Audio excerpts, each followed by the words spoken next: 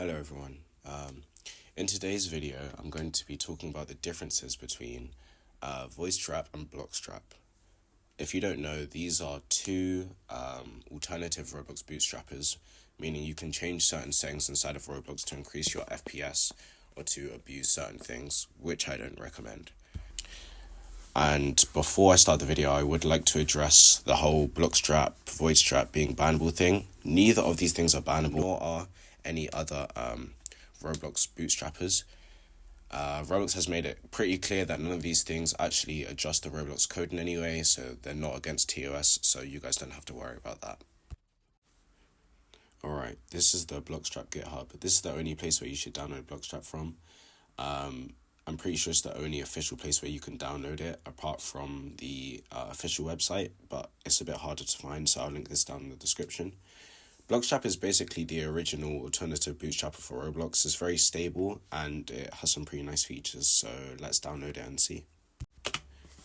Alright, so now we're downloading Bloxstrap. You're just gonna wanna download it, open it, okay, next, install, and then you can just install it. Now, when you're done installing it, you just want to open it and click Configure Settings. And this is where you're going to see everything. So right now in the Integrations tab, and here there's a bunch of useful quality of life settings, like allow multi-instance launching, query server location, so you can see the country and the location of the server that you're in when you join a server in Roblox. So that's pretty cool. You can also enable show game activity and show Roblox account so people can see the account you're on your Discord profile and the game that you're playing on your Discord profile. So yeah. Alright, so now moving on to the Bootstrapper tab, some pretty boring stuff here. Just some quality of life stuff like prompting when to confirm launching other Roblox instances. This stuff is pretty boring, but in the mods tab we can see the mods folder where we can have custom textures, custom audios, all that kind of stuff. You probably shouldn't mess around with it if you don't know what you're doing, but it's pretty interesting. Then you have some quality of life presets, like use old death sound, mouse cursors, old avatar, editor background. This stuff is pretty cool, but it's not the coolest stuff that we're going to see as we move on to the engine settings.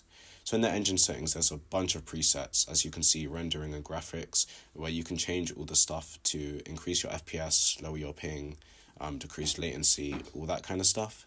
If you want fast flags to do this, you can join my Discord server. I'll link it in the pinned comment. So yeah, you can see here you can change your font, and at the bottom there's a fast flag editor where you would put your fast flags. And then the last two tabs, appearance and shortcuts, is pretty boring. You can change how the bootstrapper looks. Alright, so to compare Voidstrap to Bloxstrap, we're going to go into the fast flag editor, and we're going to pick up some fast flags from my Discord server, discord.gg/edenstar. I'll link it in the pinned comment and the description to get some fast flags. So here we go. You're going to want to go to the F-Flags channel in my Discord server, and then you're going to click on the Google Docs link with the fast flags in it labeled FPS. Then you just want to use Control-C to copy all of those flags from the Google Doc, press import JSON and Bloxstrap, paste it in, and then you have your flags enabled. Alright, so now we're going to test the FPS, so we're just going to close out Bloxstrap, search for it again, open it, and launch Roblox.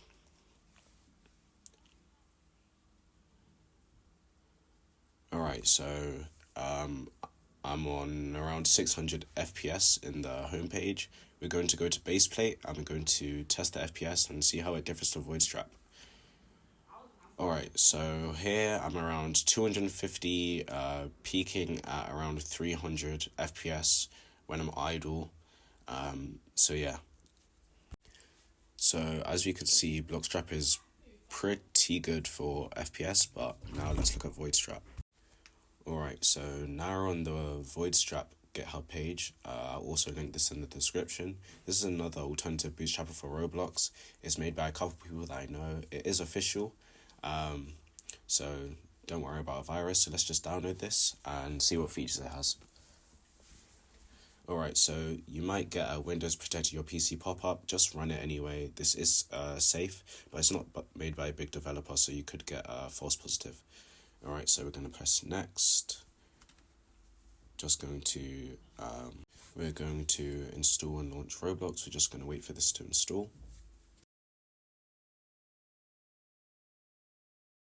Alright, so now Voidstrap is done installing. We're just going to open it up, go to the settings, and we can see in the integrations tab, we can actually see in all the tabs there's a lot more settings. So yeah, in the integrations tab, we have basically the same stuff. We have player message logs as well, and we have a couple extra things. This stuff isn't really important. Now moving on to the deployment tab, we can see some other stuff like multi-instance launching, which is very useful, a feature to be able to launch multiple Roblox instances at the same time. Bloxstrap also has this, but I'm not sure if it's as stable. Then we also have an extra feature that Bloxstrap doesn't have called cross-game teleportation, which could be a cool feature, but I haven't tested it yet, so I'm not sure what that's all about. So moving into the modifications tab, you can see a bunch of similar stuff. The mods folder, all of that, old death sound, all the stuff that Bloxstrap had. So this is pretty much the same. Now in the fast flag editor, there's a couple extra things, like we have crosses and ticks next to the fast flags to show if they're preset flags or not, which is quite cool. Then at the top of the UI here, we have a lot of extra features, like copying all the flags, copying a better JSON, which basically puts it in an easier format to distribute. And then you have the find flag thing. I'm not really sure how to use it, but it's a pretty cool feature. And you have profiles, so you can do a bunch of stuff with that. So this is a bit better than Bloxstrap. We are going to copy and paste our fast flags into here, import JSON, copy it in, and we're going to save that. And now we're going to compare the FPS that we got in Voidstrap with what we got in Bloxstrap before. Before we do that, I do want to show the fast flag setting tab. If we scroll, we can see a bunch of presets and settings that basically adjust certain flags for you without you having to input them yourself, so it's very useful. All this stuff can decrease your ping and increase your FPS, so it's pretty great, and Bloxstrap does not have this. And then obviously you have the appearance and the shortcuts. It doesn't really matter. And then we have a very interesting feature called AI chat. Now, it is in beta, so it's not great, but hopefully in the future it will be able to tell us a bunch of stuff about flags that we don't know, just by talking to the AI, so that's a pretty cool feature. Now we're going to compare the FPS, so we're going to save and launch, and see how good it is. So if we close that out, you can see that we're 600 FPS in the homepage again, so about what we got for Bloxstrap, pretty much the same here. So we're going to open the base plate again and see how Voidstrap fares. Okay, so now that we're in Voidstrap, in the game, we can see that we're slightly higher FPS, around closer to 300, yep, 300 when we're idle, and around 270, 290 when we're moving around and stuff. So yeah, it's quite clear to see that even when using the same fast flags, Voidstrap is quite a bit better than Bloxstrap, so I would recommend using Bloxstrap. Again, you can find fast flags for both, or whatever Roblox bootstrapper you want to use inside of my Discord server, so I'll link that in the description.